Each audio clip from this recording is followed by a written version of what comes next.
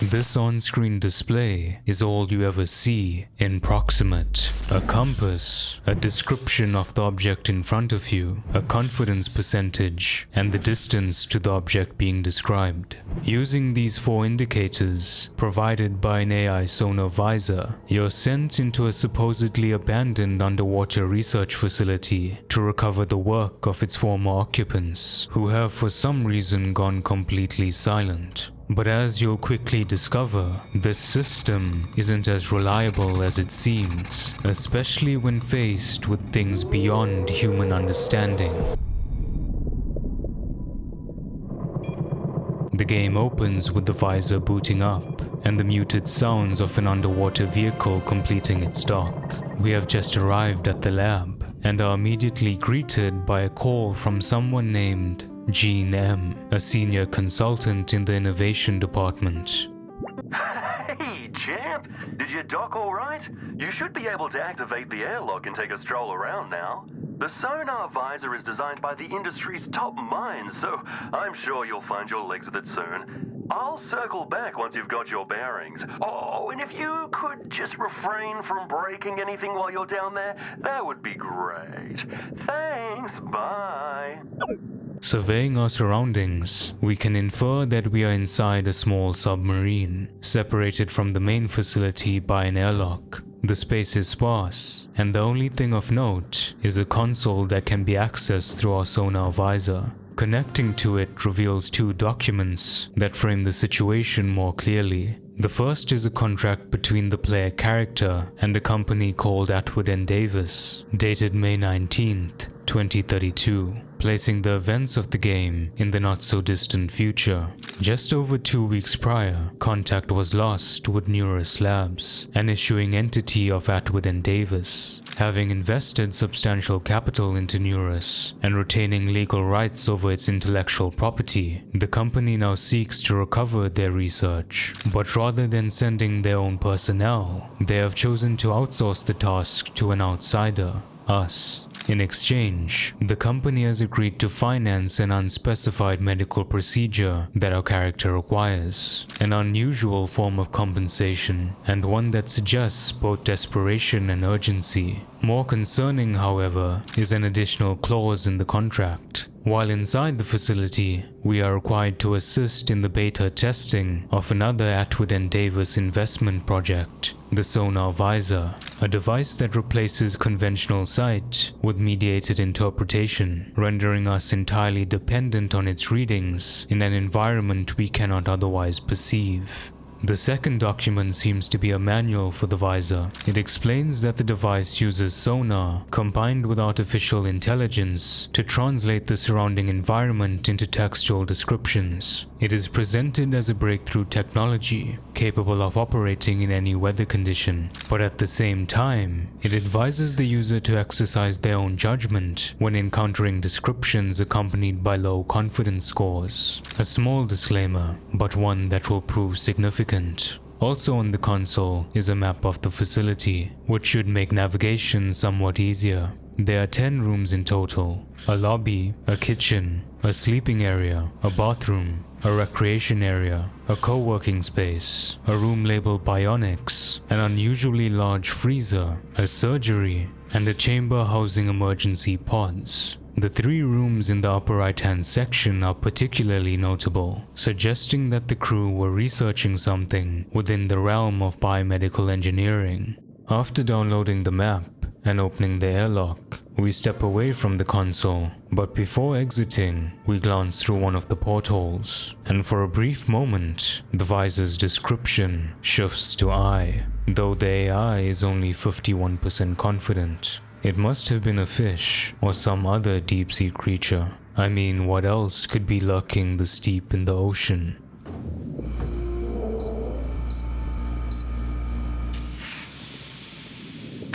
Making our way into the lobby, we connect to a device at the reception desk and download whatever documents it has stored.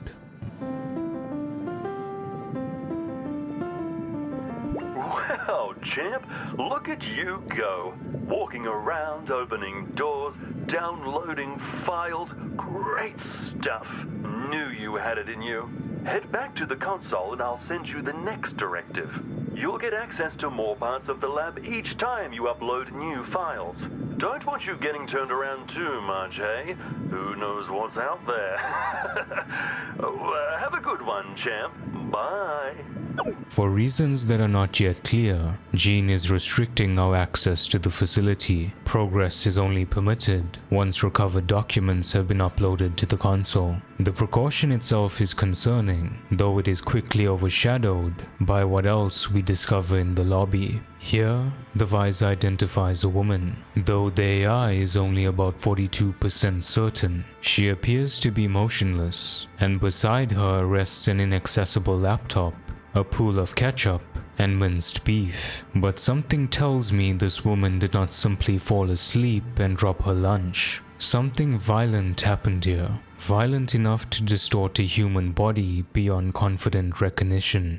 Proceeding with the task at hand, we return to the console and upload the files we acquired. There are 4 in total, the first of which is titled, "Please read," in all caps. The message is cryptic and appears to be some kind of warning. Take the drill, make a hole, cup your hands, and drink the salt waters of your hollow skull, searching for what's right below.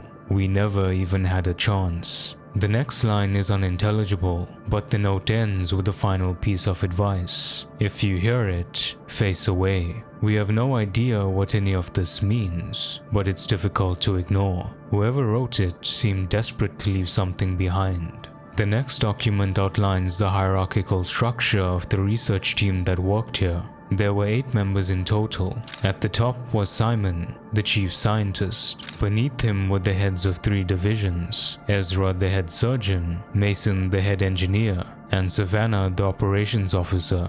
Under Ezra was Xander, a neurosurgeon, and Willow, a radiologist. Under Mason was Ella, a bioengineer, and under Savannah was Riot, the habitat technician. Based on the crew's roles and what we observed on the map, it's becoming increasingly clear that their work revolved around some advanced form of human cybernetics. The third document appears to be a private chat between 2 team members, Ella and Willow. It is unclear why this would be stored on the reception computer, but we read through it regardless. Most of the exchange is ordinary, though one comment in particular stands out. Ella mentions leaving an ontological record so that historians will know resurrection was first achieved by them. Willow responds by correcting her, suggesting it is closer to necromancy than resurrection. We're not sure how serious to take these comments given their absurdity, but for now assume it's just a joke between friends. This doesn't seem like a universe governed by magic. The final document is a short text file titled Joke. It reads, "The optimist says it's half human, the pessimist says it's half monster, and the project manager says, when can we ship it?" Another obscene jest, but it really makes us wonder what it was they were developing here. Our next objective is in the kitchen, which we have now been granted access to. Immediately upon entering, we step through a large puddle of something spread across the floor. But before we can examine it further, our attention is drawn to a sound coming from outside the door to the sleeping quarter. It resembles breathing, but not that of a human. The noise grows louder as we approach, then stops abruptly with a heavy bang against the door. It seems that we are not alone down here. Just beside the door, we find a recycler displaying a warning that food waste is 6,114% higher than the previous month. The figure is absurd. If we assume that last month's waste was 2 kilograms, that would put this month's total over 122. Even for 8 people, that seems far too high. What could have caused such a stark increase? Near the entrance lies a lone cleaver, surrounded by what the AI identifies as jam, but we know better.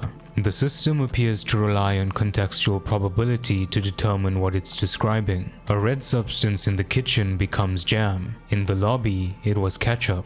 Large quantities of blood are statistically unlikely in these spaces, so the algorithm selects the most plausible alternative. Approaching the fridge, we are given the option to connect to it, which I suppose is not uncommon in the year 2032. For whatever reason, additional documents have been stored here. After downloading them, we return to the console.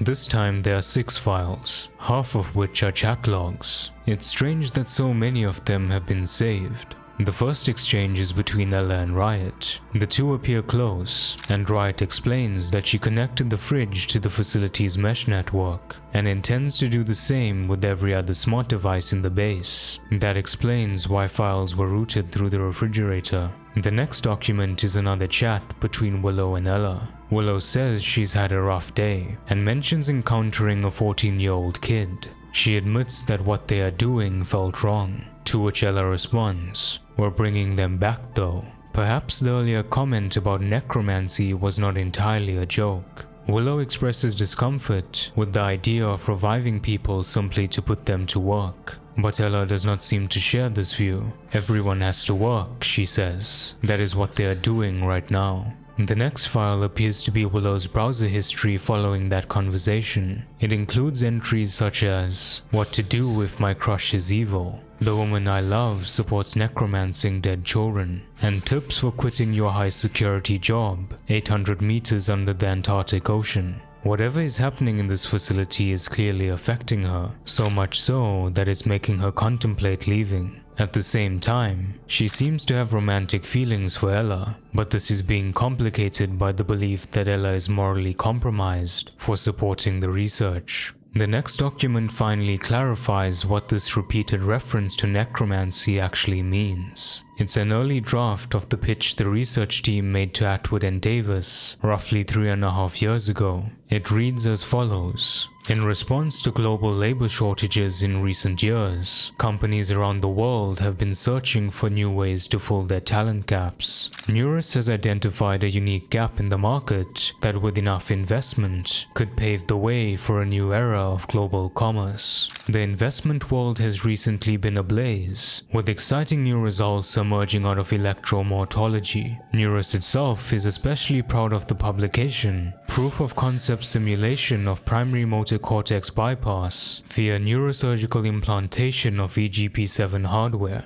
which has paved a theoretical pathway for the reanimation of fresh cadavers using neural network chips. We believe these results are too exciting to be confined to the realm of the imaginary. With the right investments, we'll be able to bring these theories to life and propel humanity into a future where no one has to stop working just because they're dead. So in summary, in response to global labor shortages, this group of researchers has set out to design AI neural implants capable of reanimating human cadavers for work. It's certainly a novel idea, but not one any reasonable person would seriously pursue. Sure, compared to robotics, there may be short-term savings. You would not need to manufacture a chassis as the body is already there. But in the long term, human tissue degrades and requires heavy maintenance. Its capability is also limited compared to machines, and scaling such a system would demand a continuous supply of fresh bodies, not to mention the legal and ethical ramifications they would run into.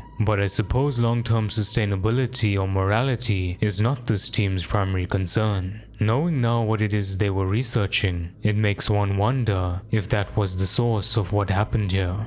Of note is a person named Oliver who made a comment about the proposal but does not appear in the org chart. He was clearly once part of the team, but for some reason is no longer present. The next file is a group chat between the members of the lab. They are arguing over a mess left in the kitchen. Someone apparently failed to clean up after cooking, which has infuriated Savannah, the operations officer. Most of the crew are either vegan or vegetarian, so discovering pig grease left on a pan was enough to spark a dispute. It's mundane, petty, and almost absurd given what they are building in the rooms adjacent. The final document is a log written by the chief scientist Simon, dated over 3 months ago. It reads like a letter, addressed to someone named Ollie, likely the same Oliver mentioned earlier. Based on the language used, it seems Oliver has passed away, and Simon is writing to him as a way of coping with the loss. He mentions that a psychologist from Atwood visited the lab today to assess the crew, and to his surprise, everyone passed the evaluation. His tone then shifts, describing how deeply he misses Oliver in a way that feels both poetic and unsettling. The two were either extremely close or romantically involved. The log ends with Simon sharing a photo of a strange fish he encountered while diving.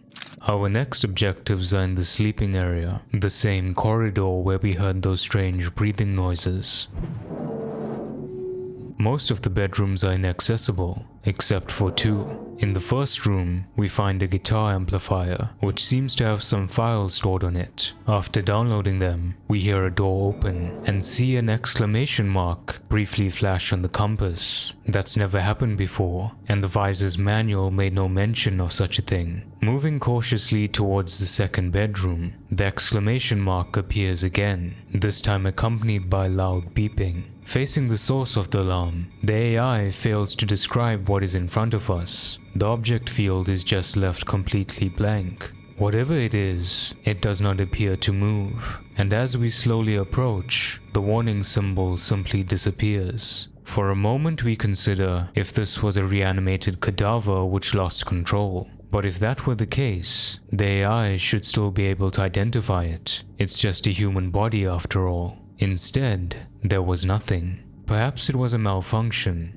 or perhaps it was something else entirely. Entering the second bedroom, we don't find anything too out of the ordinary, and from a 3D printer, download another set of documents.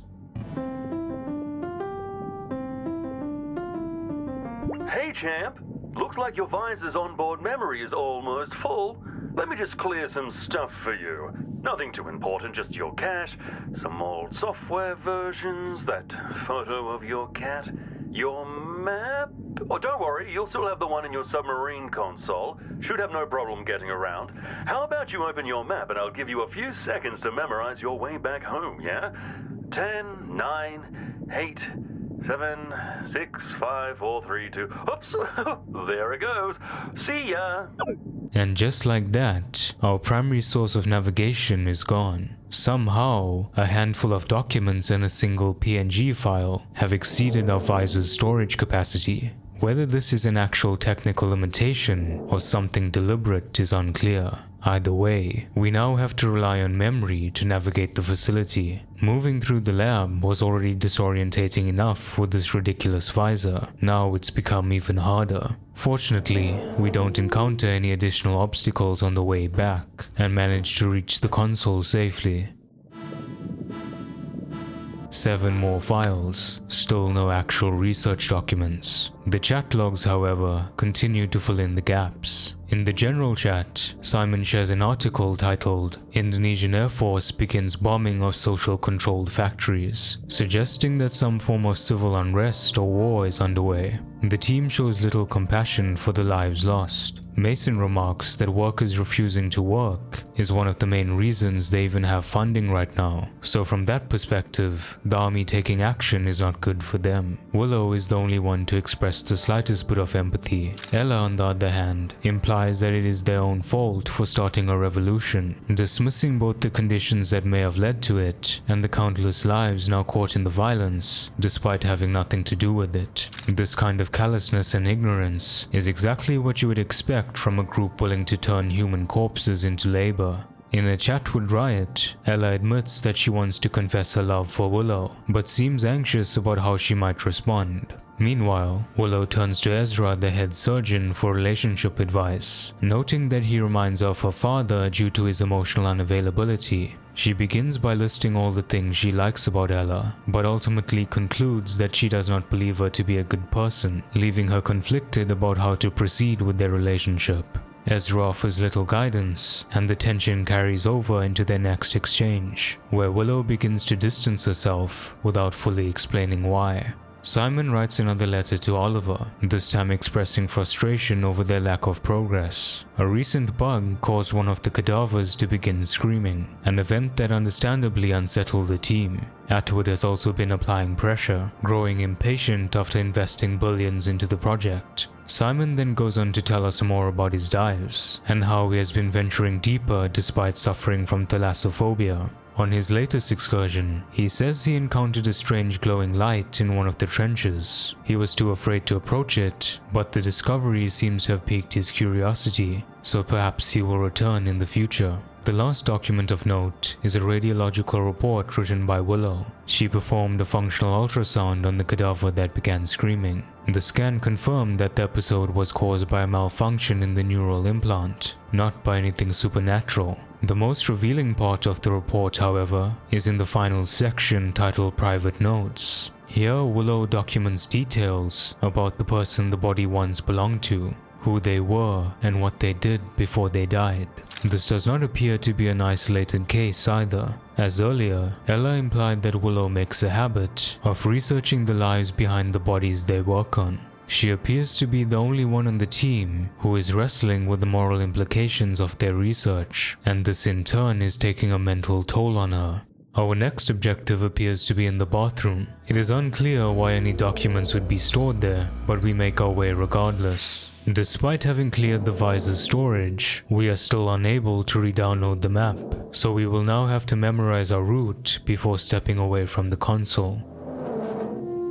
Entering the bathroom, the floor sounds flooded, and we can hear water leaking from somewhere nearby. The mirror has been shattered, with shards of glass scattered across the floor, clear signs of a struggle. Beside the broken glass, we find what the AI describes as a mannequin, with roughly 91% certainty. Now, there is no reasonable explanation for a mannequin to be in a bathroom, let alone in an underwater research facility, which leaves only one alternative. Our suspicions are confirmed when we find a severed spine near the supposed mannequin. What could have caused this level of carnage? Following our compass, we find a smart toilet, which seems to have some files on it. Riot really wasn't kidding when she said she was going to connect every smart device to the lab's network. Blockage detected. Source of blockage appears to be human head. If you would like assistance removing the blockage, please reach out to one of our friendly technicians. Thank you for choosing Renfield. As alarming as finding a human head in the toilet may be, we now have a more immediate problem. Connecting to the toilet seems to have caused it to malfunction. Water is now flooding the floor, causing the emergency lock on the door to activate. We have to find another way out. Searching the room, we notice a vent positioned low enough to reach and wide enough to crawl through. The vent leads into the co-working area, and upon exiting, the exclamation mark on the compass returns. But this time, it appears to be moving. We can hear the creature's monstrous breath encircling us, and every time we turn to face it, our visor begins to glitch, flashing the names of numerous different objects with 0% certainty. We try to flee, but navigating an unfamiliar room while being chased proves too difficult. It seemingly catches us, but for some reason spares our life. The sheer proximity of the thing caused our visor to shut down and reboot, but just before this happened, we were able to catch some of the words the AI used to describe this incomprehensible creature. Man, child, eye, mouth, worm, fish, tentacle, and claw. Even if these were just errors, a reanimated corpse couldn't have produced such a malfunction, which then raises the question, what did? After collecting ourselves, we connect to a cleaner bot that was blocking our path and hastily make our way back to the console. 4 more chats to go through. At this point, we begin to question whether any actual research documents are even left in this facility. The drama between the meat eaters and the vegans continues. Savannah remarks that this is the 3rd time this week she had to scrub off the burnt flesh of tortured innocents from the pans. If it happens again, she threatens to remove meat from the supply list entirely. That, however, would violate their habitation contract, something Xander is quick to point out. Enraged, Savannah then privately messages Ezra, the head surgeon, requesting access to the medical waste room under the pretext of performing ISO recertification checks. I think we can all see where this is heading.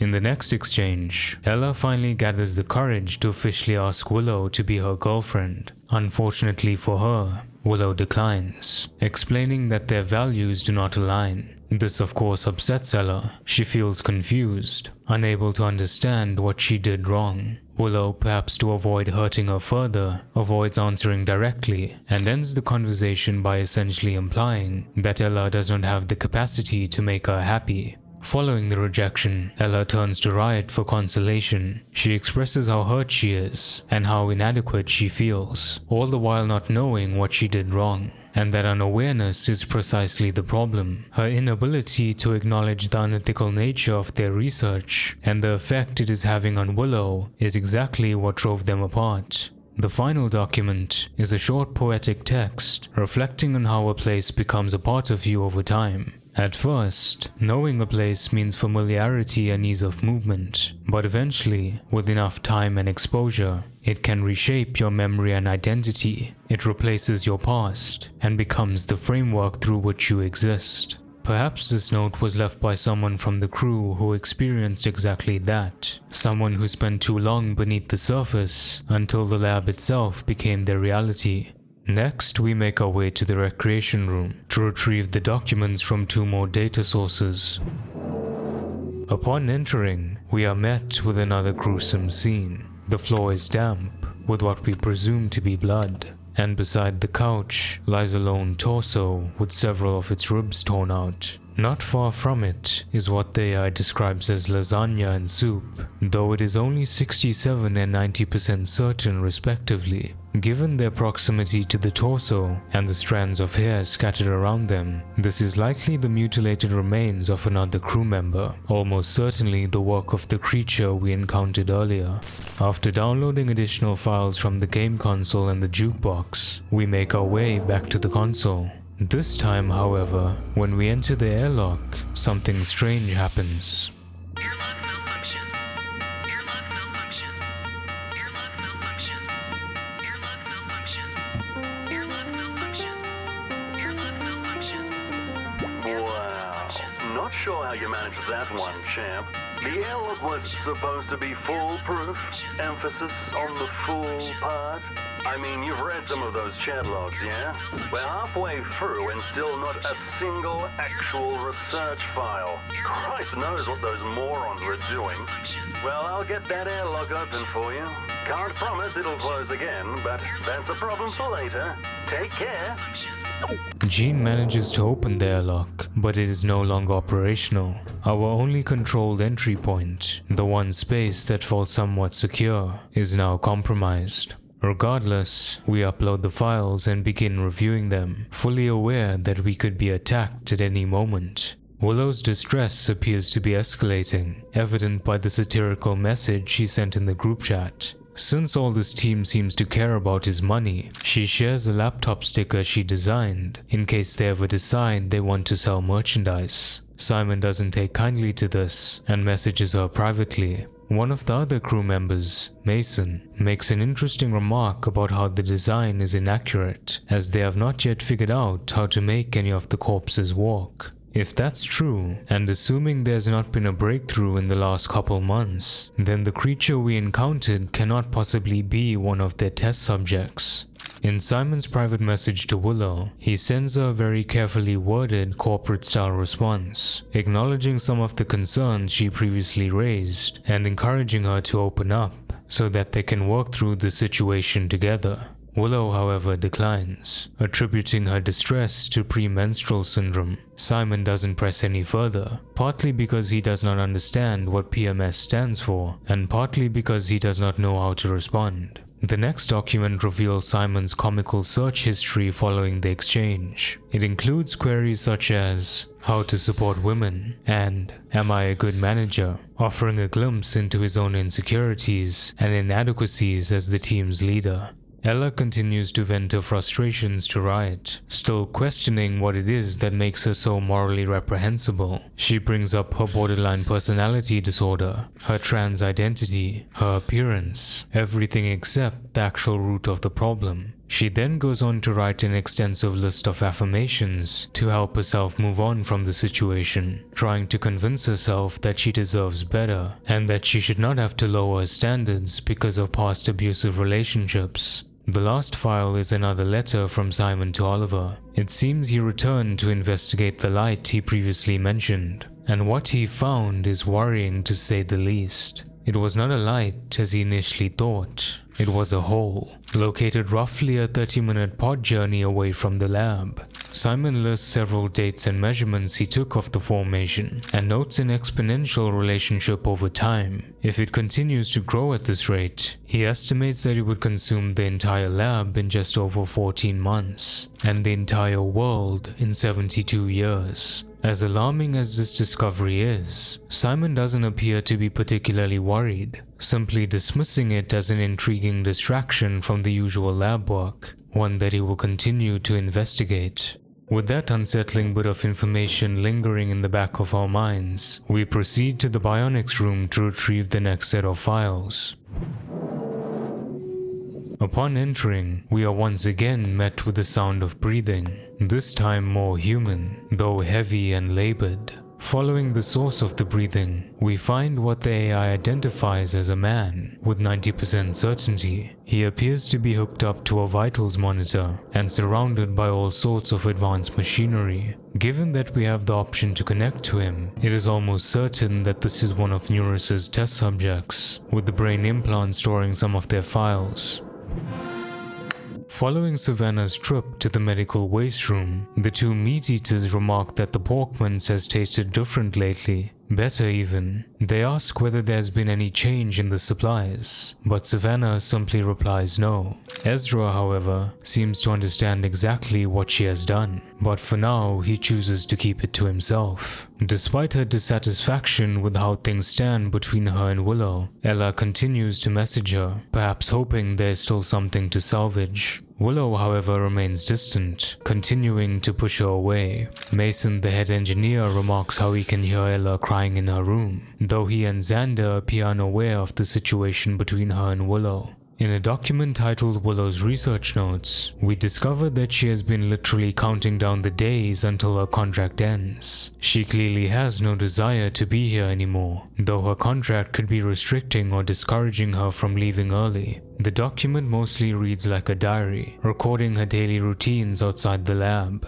The final entry, however, stands out. She describes a dream in which she inhabits the body of one of the cadavers they are working on. She sees herself and Xander observing and commenting on her condition. She is frozen, unable to move, and then begins to scream. "Please don't," she cries. When I checked that box, I thought it meant cancer research or med student practicals, anything but this. The two researchers pay little heed to her words. Xander begins drilling into her skull, while Willow simply averts her gaze and walks away. Guilt appears to be consuming her. She is projecting her own thoughts and fears onto the bodies they're experimenting on. In her current state, she is clearly in no condition to continue this work, which makes one wonder how she passed that psych evaluation. The final file is yet another letter from Simon to Oliver, but this time he opens with a strange line. "I saw you today." While taking additional measurements of the hole, which continues to grow at a rate similar to what he predicted, Simon described feeling a strange hunger, a disembodied pull that did not belong to him. The hunger was emanating from the hole. He tried to resist its sway and steer his pod away, but from the corner of his eye, he noticed a shadow creeping within it. His curiosity got the better of him, and when he turned to look inside the hole, he became convinced that the devil is real, and that he has Oliver's face, whatever that means. Following this incident, Simon asked Riot to check for carbon monoxide leaks in the pods to make sure he is not hallucinating, but he cannot seem to escape this indescribable feeling, this hunger, this longing. He writes that if he ever returns to that hole again, it will be the end of him. If what Simon is saying is to be believed, then it means we have now entered the realm of the supernatural, and that perhaps whatever is lurking in the lab originated from that strange hole. We have explored most of the lab now, only a few rooms remain, and next up is the freezer. Inside, we find a room filled with several cadavers preserved in chambers, a storage room for the team's specimens. Our objective lies beyond a biohazard marked door, which as expected, contains a grim collection of discarded body parts and medical waste. Among the remains, we discover a neural chip that still appears to hold data. However, connecting to it does more than retrieve files.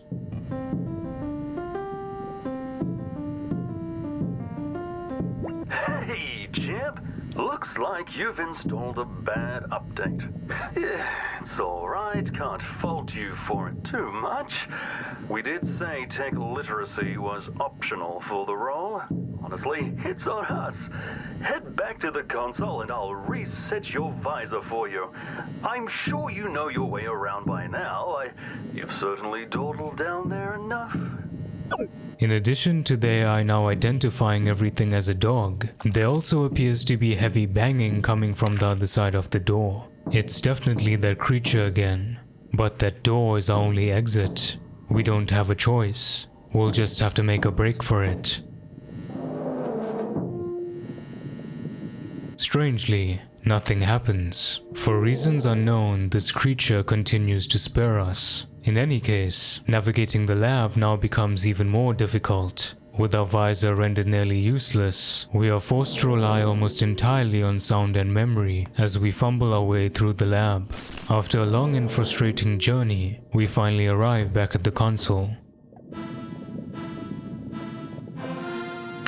Against his better judgment, Simon seems to have gone back to the hole and lost what little sanity he had left. He now believes that Oliver is inside the hole and expresses a desire to bring him back. To do so, he believes the hole's hunger must be fed, but he is too afraid to act alone. He wants the team's approval before proceeding. They have always known best, he says. Simon sends them an email explaining the situation and his findings, but decides to withhold this information from Atwood for now. The crew's reactions are mixed. Some are curious, others respond with fear and disgust. In a private chat with Xander, Mason then shares a picture Simon sent him of what he found inside the hole. Apparently, this is supposed to be Oliver, but then again Simon's mind has clearly been warped. This hole appears to be more than just a geological anomaly. It suggests some form of sentience, or something capable of manipulating perception, reflecting Simon's desires back at him and convincing him that Oliver is waiting inside.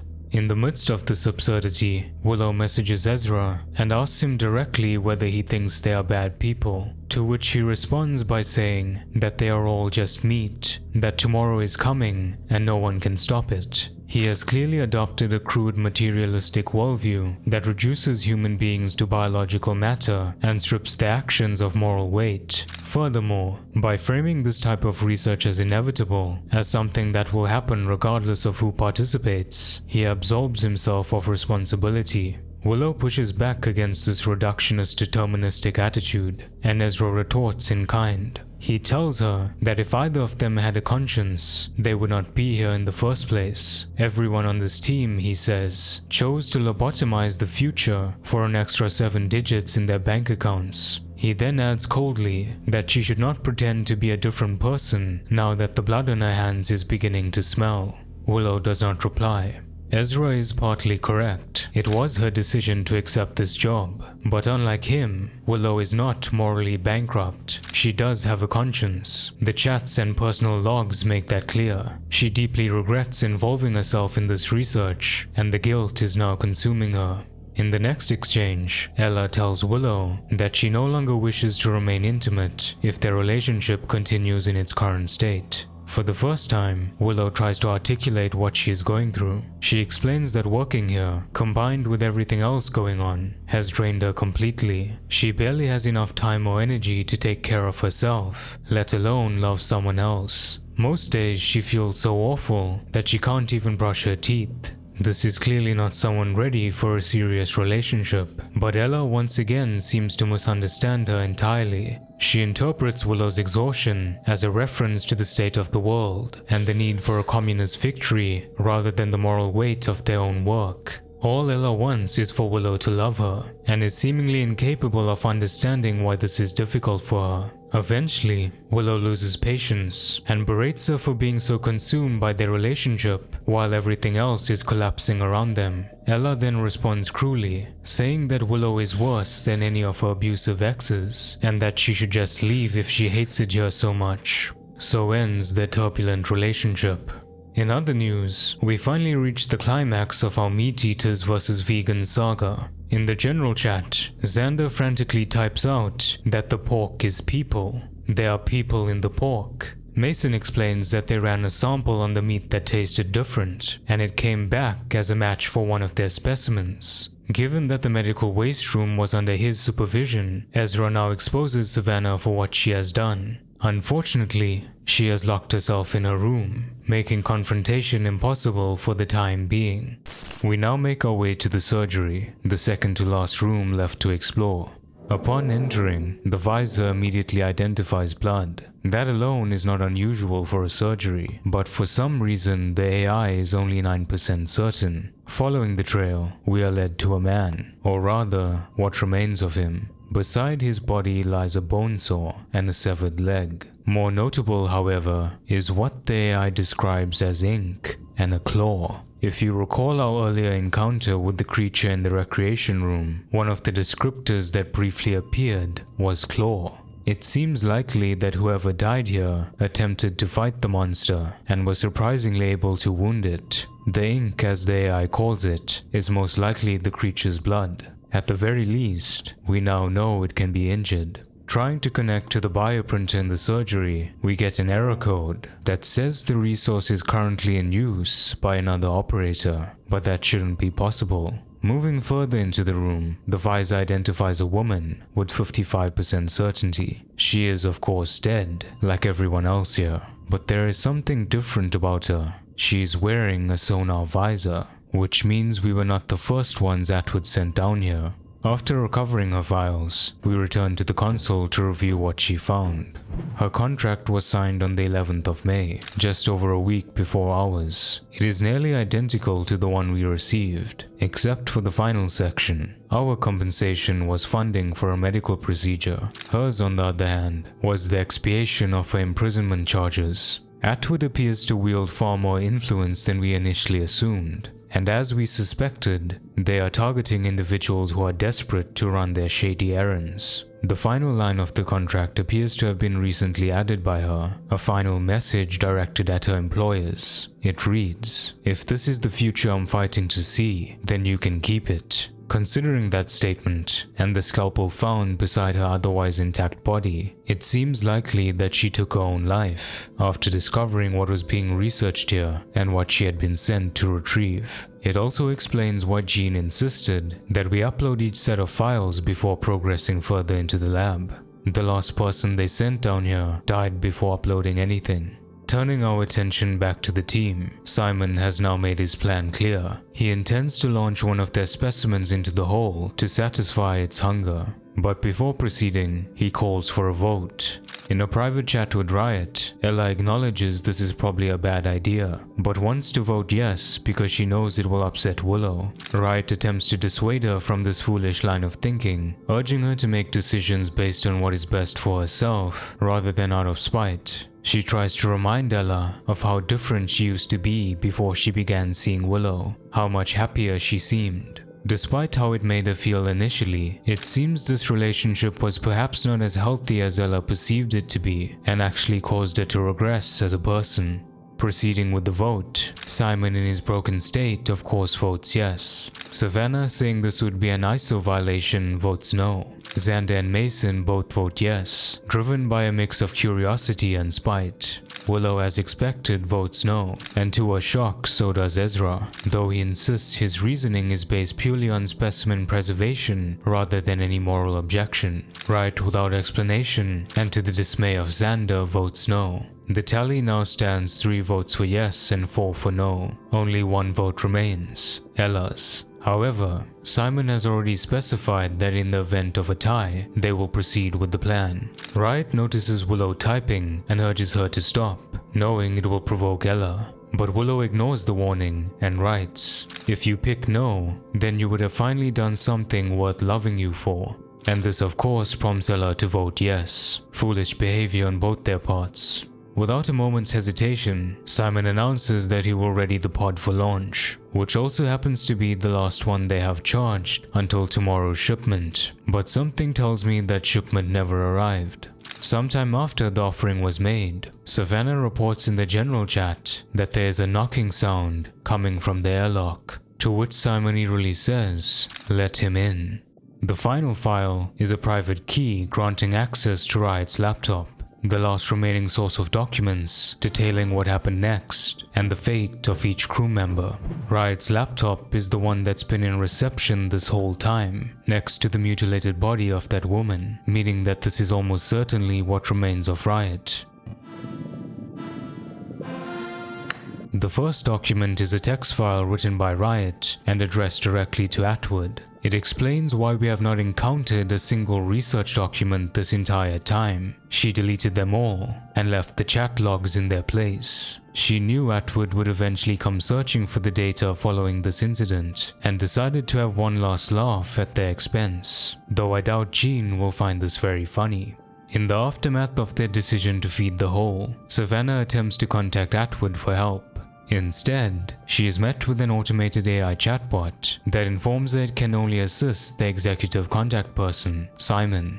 But according to Savannah, Simon is now dead, disemboweled and beheaded by a malicious entity, she says. That must have been his head we found in the toilet. Savannah repeatedly tries to escalate the situation, but the AI is so poorly designed that it can't comprehend what's going on, and eventually locks the chat due to the use of a forbidden word. The next exchange is between Xander and Mason, and it is sadly their last. Xander is hiding alone in the recreation room, while Mason has taken refuge in the surgery with Ezra. The two seem to have accepted their fate, and despite almost guaranteed death, they attempt to reunite one final time. This obviously didn't end well. Based on the remains we discovered earlier, Ezra appears to have died in the surgery, Xander in the recreation room, and Mason somewhere in between. It is difficult to be certain when the remains are so scattered and brutalized. The final chat log we have to go through is between Willow and Ella. They appear to be the last two alive. As we suspected, Riot was killed in reception, and Savannah in the kitchen. Ella is now sitting beside Savannah's mutilated body, while Willow has locked herself in the pod room. Unfortunately, there are no remaining charges. Willow suggests using whatever food they have left to generate power through the recycler, but Ella estimates it would only be enough to get a pod about 1/10 of the way to the surface. Then the two have a rather morbid realization. There is another potential energy source in the kitchen that they overlooked: Savannah's remains. The creature has already done most of the work for them. All Ella has to do is feed the pieces into the recycler and use the cleaver to break down anything that does not fit. That explains why the recycler said that food waste was over 6,000% higher than the previous month. While Ella is butchering the body, Willow apologizes for what she said in the group chat, but doesn't get much of a response in return. Their plan, however, does seem to work, and the pods begin showing charges. Ella can still hear the creature moving through the lobby, so she has to wait before making her way to the pod room. In the meantime, Willow configures the launch settings, setting half the pods to the surface and half to the hole. To Ella's disbelief, Willow says she intends to go down. According to Simon's calculations, the hole will consume the world in 72 years if left alone, and Willow will not be able to live with herself, knowing that she didn't try to stop it. Ella asks her how she knows she will not simply die for nothing, and Willow answers honestly, she doesn't. She asks Ella to come with her, to face whatever this is together. Ella is obviously reluctant. She wants to be with Willow, but not at the cost of her own life. She tries to dissuade her from this choice, mentioning all the things they could do together on the surface, but it's of little use. Willow has already made up her mind. She sends Ella one final message before departing: "I love you." The 3 words she has so long yearned to hear from her. Ella desperately calls out Willow's name to no response, before finally ending the conversation by saying, "I love you too." So ends this tragic love story. Willow was right when she said their values were incompatible. Ella prioritizes her own survival above all else, while Willow is willing to sacrifice herself for the possibility, however small, of saving others. Whether one value system is superior to the other, well, I'll leave that for you to decide. The final document in the game is an email addressed to Simon. It reads, "Simon, please stop sending me all these logs. I was very clear about my reasons for leaving Neurus, and it pains me that you are still so unable to accept what's right in front of you. I will always cherish the time we spent together, but I've moved on now. I hope you'll do that too someday. Oliver." He was alive this entire time. From the wording of Simon's emails, one would have never guessed. It seems that he was deranged before even making contact with the deep sea hole. The hole may have accelerated Simon's decline, but it certainly did not create it. With every document we could find now uploaded, Jean gives us one final call. Well, champ, it looks like it... oops, hold on a sec. Nothing. Complete fucking waste. I keep telling the board that this electromortology shit is just another wank fest for guys who wear suit jackets over GitHub t-shirts. But what do I know? Christ. Well, just give the lab to whichever department is responsible for dipshits summoning eldritch horrors. Oh, we don't have one of those? Then tell those wankers at risk that they're getting paid too much. Fuck me, just auction it off for underwater bomb tests or something. Not my fucking problem anymore. And just like that, we are left stranded in this abandoned underwater facility, alone with an unspeakable eldritch horror. For whatever reason, we don't have the privileges to undock the submarine we came here with. Perhaps our employers never intended for us to make it back to the surface. But let's not give up just yet. From Riot's laptop, we were able to gain the access key to the pod room. Inside, there are 4 pods, 2 of which have already been launched, meaning Ella at least made it this far. As Willow said, half are configured to ascend, half to descend. Ella unsurprisingly chose the surface. That leaves us with a decision: go up or go down. If nothing is done about the hole, Simon estimated it will consume the world in 72 years. That is still enough time to live out the remainder of our life, assuming our illness does not claim us first. On the other hand, there may be a minuscule chance that by launching our pod into the hole, we change something. There are certainly arguments for either choice. We will of course explore both options, beginning with the pod to the surface. After sealing ourselves inside and initiating launch, the compass signal fades and we begin ascending. The onboard system announces our depth at regular intervals, but after reaching 550 meters, we get a horrifying notification. 550 meters below surface. Weight limit exceeded. Shutting down.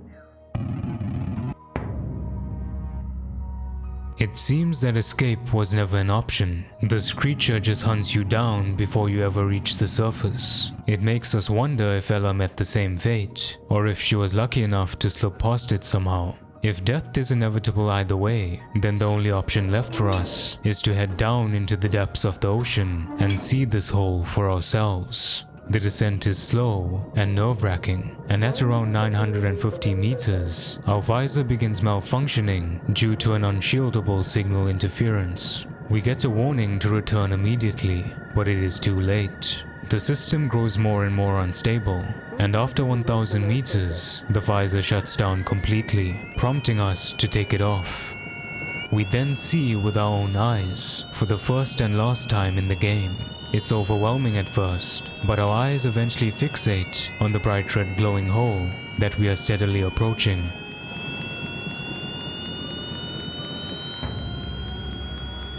The game then ends, presumably with our death, or perhaps something worse, given what happened when we threw a cadaver into the hole. I doubt we were able to stop the hole, given Willow tried the same thing and it's still here. So it looks like the Earth is doomed pretty much, unless humanity somehow finds a way to contain it. It's a pretty bleak and hopeless ending either way, but I suppose that's quite fitting given the overall narrative. I hope you enjoyed this video, and I hope you found this game interesting. It's the first time I've come across a game built around this lack of visuals concept, and I found it surprisingly compelling, especially within the genre of horror. So credit to the creators for committing to such an inventive idea. That's it from me. Thanks for watching. Until next time, take care everyone.